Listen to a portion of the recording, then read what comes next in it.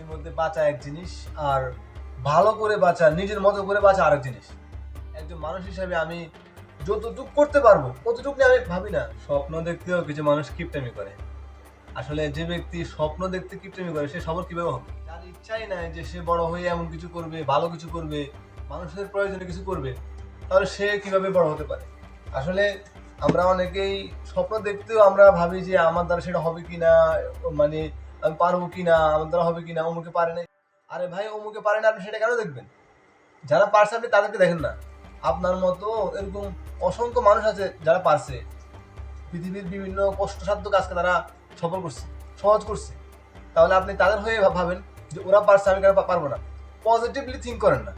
আপনি যদি শুধুমাত্র অমুকে পারে নাই আমিও পারবো না, অমুকে পারে নাই আমিও পারবো না, এই ধরনের যদি মেন্টালিটি নিয়ে থাকেন, তাহলে এটা একটা কিপটামির দেওয়া হলো।